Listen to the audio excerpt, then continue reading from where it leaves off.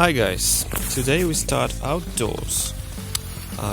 It's minus 10 degrees, winter, let's be quick about this whole introduction. I've had a lot of ideas on engraving on wood and plywood. I've had a lot of challenges learning at least some basic knowledge about it, so today that's gonna be episode on that. Stay tuned.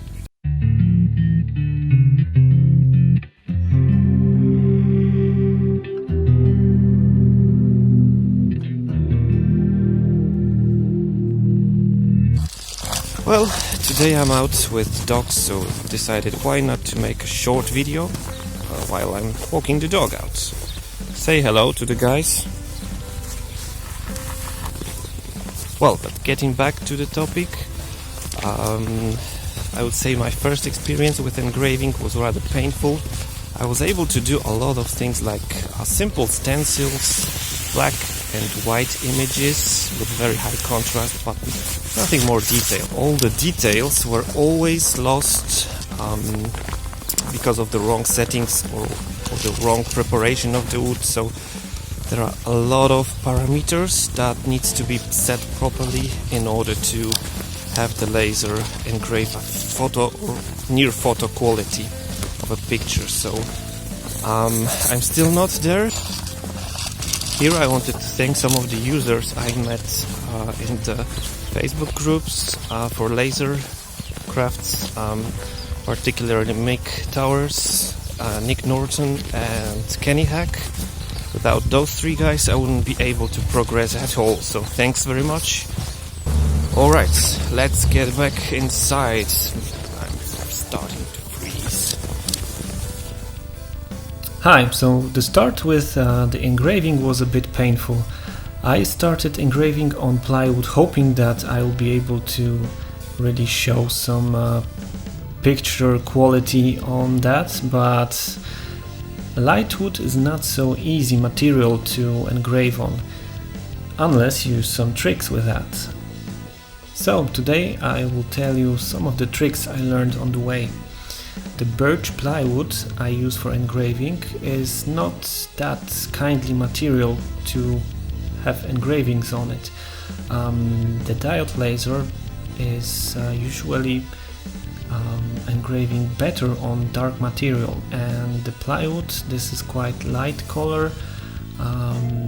In order to leave any stain you would need really to crank the power quite heavily, and I think that would not even help in some cases, because when there are quite detailed images to engrave, they can easily get lost in how laser is doing the job. So I was looking for some solutions how to progress, and I found basically two very good and useful tricks. Number one, that would be the baking soda trick, and I have to say that really gives a huge difference in how much detail the laser can engrave. I will show you my first test I did with that. So I would say this is anyway quite a big failure. The middle one is the soda. The first one, that's just a plain birch wood without any coat, without anything. So what it shows is the gap between coat and no coat. The soda is helping to get much more power from the laser. However, there are some issues with that. So there's a lot of residual after the soda, so you need to be careful not to smudge it over the engraving area. And I think the soda trick, that's quite commonly used in many cases, in many companies that do engraving. However, I was not fully happy with that method, but I found something else. Fortunately, while reading the group, I was able to find an alternative method, which is called Kenny Hack. That's the guy who found this application for the laser. I think many woodworkers already use it to age the wood to use it as a staining for the wood to look older and darker. I was able to successfully use it with the birch. However, it turns the part of wood I have into a bit grayish color, which is not fully ideal. So let me show you some example. So that's also the same image. That one is the soda. The middle one is whitewashed canny hack, and the bottom one is the canny hack alone. And I think the bottom one was the best solution here. I use now the newsprint editor in Lightburn to translate the picture into laser engraving, and if you compare these three in terms of the wood color, I think the first one is the nicest. However, the engraving is far from ideal. The bottom, this is a bit bluish, grayish color, but the engraving turned out the best. So I think some people use mixture with soda, so some canny hack, some soda. I need to look into that. For now, I was happy just with the canny hack solution. What is the canny hack? The canny hack is a mixture of vinegar and steel wool. The steel wool is dissolved in vinegar after some time, and it gets you this concentrated staining fluid that normally you need to dissolve with water in order to get the correct color. If you do it with too condensed mixture, that would turn the wood very dark color, and I think that would not look very nicely. I'm using this A4 plywood to do the burning. That is one of the early versions. Here, instead of Lightburn, I used Imager and Norton wood algorithm. It isn't bad, but it definitely gave too much dark colors and too much contrast for the image. So yeah, it's not ideal.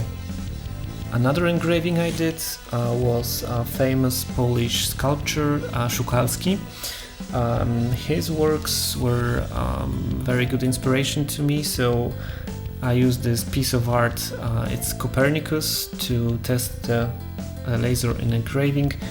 And here, that one also turned out too dark. I think too many details got lost because there was too much power while the laser was burning, so that was my mistake to give it too much power. However, still here you can see already many details in the lighter area, so I think I already saw progress here. So the next one is a bit of a bigger scale, Ellie from The Last of Us 2. And here I was very pleased with how the image turned out. The original image was very dark, so the whole face, the details of her hair, I think that didn't get lost in the engraving process. So I was very pleased with how the eyes turned out with the skin. That would be my first engraving that I was quite happy with. So then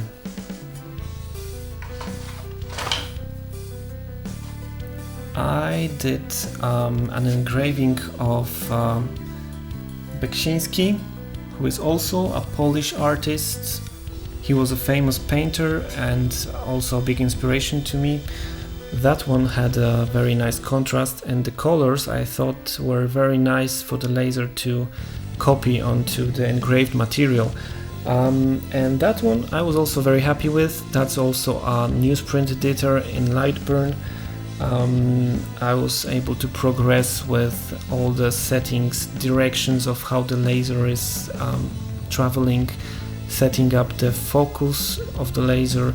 There are so many small details that you really need to have properly in order to progress with the quality. What really had me progress was starting doing these power tests. So here you see some gradient image with the settings I use for the test. So that is a perfect tool to check how your laser is burning the engraved material. So the first one, I would say, shows very nice balance between the blacks and the whites, so there is very fluent transition between these, and that shows you then that it is the right setting for this type of wood and this type of color. And here you can see some birdhouse I did for my kids. That was also one of the early works.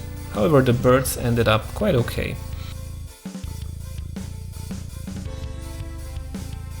I have a book by Edgar Allan Poe with amazing illustration by British illustrator Harry Clarke. I couldn't resist not to make one piece from that book, so then I chose the Morella. From technical point of view, the image was rather easy to engrave because that was just black and white colors. There are so many amazing illustrations Harry Clarke did. I think I will do some more in the future.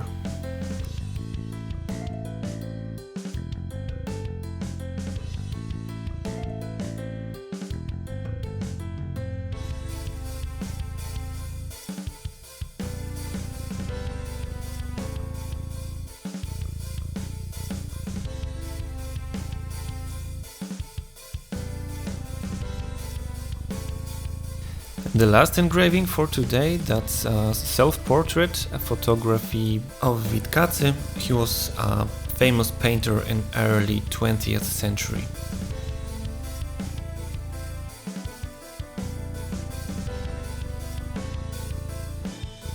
So the next projects to etch or to engrave will be some other materials. I'm planning to engrave on a dark brown bottle, and also I've already coated with black spray a piece of a glass in order to make inverted engraving onto the paint, so that will be something new for me. I will continue with the engraving on plywood. Hopefully with time I will offer this as a service, so I will try to engrave some custom projects or some things that people will send me to engrave. Hopefully that will help me to also develop further into engraving skills. If you're interested in engraving, I recommend you join the Facebook groups I already mentioned. I will put some links into the description. I will also put the links to some of the guys that helped me to progress with that. So once again, thank you all very much for helping. Without your help, I will probably be stuck at some point without any hope for progress. So thank you once again. So I will continue with my works and I will keep posting them on the social media. I will put the links to my Instagram account below. And I hope you liked the video. If you did, please hit the like button and subscribe. Talk to you soon with the next projects. Bye bye.